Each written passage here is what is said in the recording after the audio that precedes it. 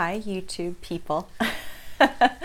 This is Dr. Beth Ann Kapansky-Wright, and I wanted to share a little bit more about you, about a course I created called the Alchemy of Grief, and just talk about like the spiritual journey of grief and the psychological journey of grief, and weave that into sharing. I was inspired to create this course because back in 2016, when I lost my brother Brent, I really had a hard time finding sacred spaces to go to process my grief. As a psychologist and an intuitive healer and a highly sensitive and an empath and somebody who really was like actively trying to follow her heart and be on an authentic soul journey, I could not find places that were energetically bigger than me to hold my grief experience. They were few and far between. I had a mentor in my life at the time, and she felt big enough to hold it. But a lot of what was coming up for me in terms of the spiritual awakening and the depth of the emotion and these changes that I could feel happening really in my river beneath the river, most people didn't know what to do with that. And what I ran into was not only did they know what to do with that, but it really made people uncomfortable if I talked about it, because that kind of dialogue is so not in the mainstream culture. So I was having spiritual experiences of sensing my brother. I was having very human experiences of feeling all these big, dark things. I was having all these emotions, and I was having invisible transformation happen. I was like invisibly going through this process, because that's the grief process, right? It's invisible. We don't have a sign above us that says like sad today, mad today, is crawling across the desert internally today and hasn't had water in 3 days and doesn't think she's going to make it. We don't have something like that. So somebody sees that sign and says, oh, I'm going to bring her a glass of water, or she might need a hug today, or I'm going to make her some soup. It's such an invisible journey. Nobody can see inside of ourselves. Nobody can see inside of our hearts. And I was on this journey. Losing Brent sort of knocked me out of the stream of my normal life and my normal reality. It like interrupted my timeline and who I was, and it forced me, I was going to say invited me, but I don't know that it was much of an invitation, but it was kind of this forced invitation of like, you will show up for this. And I remember at the time thinking, I'm going to have to show up for myself. As a healer, I had been used to being emotionally available to everybody else and emotionally helping them process and organize. And I had enough insight to know, like, no, you're going to have to be emotionally available to yourself in this, because if you don't work through this, if you don't find the wisdom and like the heart lessons and process your feelings and learn from this, it's not going to go away.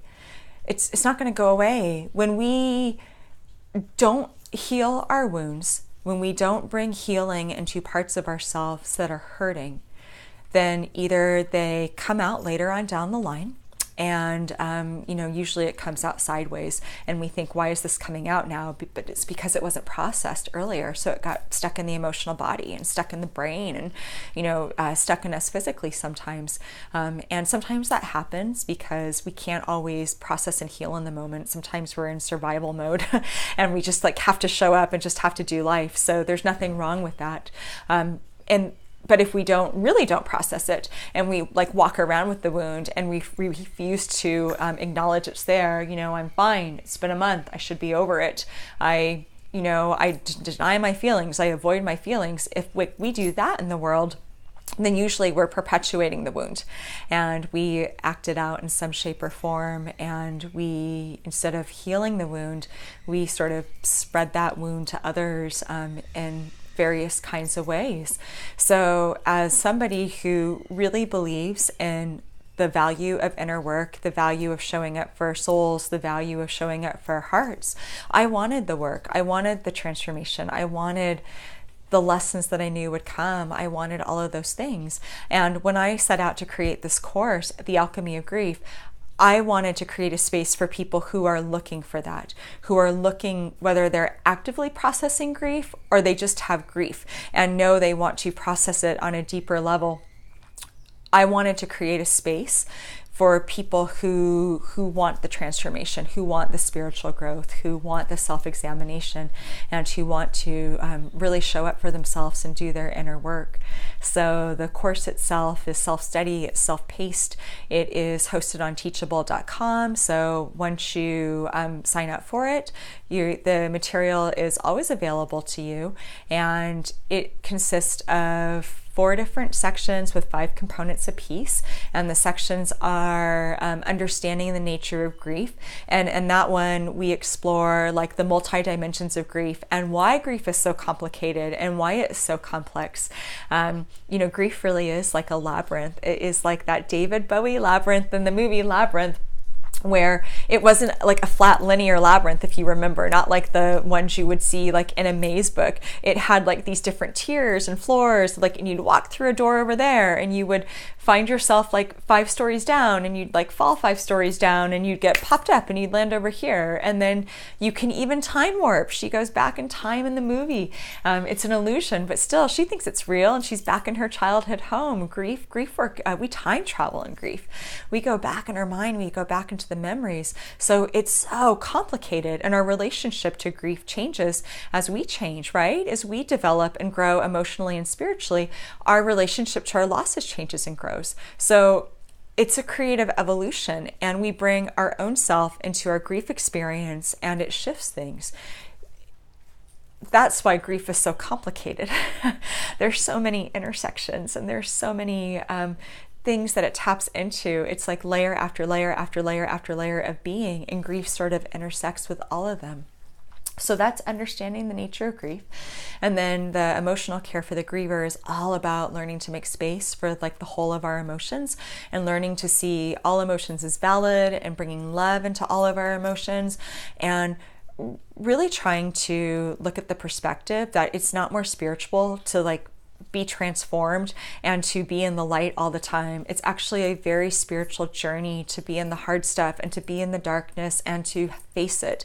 Like if we can dig into that stuff, sometimes it will help us bring in even more light when we can. So the spiritual journey is about making space for the whole of our experiences. We were given this human experience for a reason, and it's not to shortcut it, and it's not to bypass it, it's to learn from it. To learn from our emotions and invite them in and say, what do you have to teach me, and what do you have to say? And chase those things down inside of ourselves until we find core truths, and we find the diamonds, and we can bring those up to the light. The 3rd section is about transmuting pain, and it is really looking at when we actively choose to work with our grief, and we try and bring love into that space, when we try and bring self-love in, and we choose transformation, we really do energetically start to make room for more love to show up in our lives.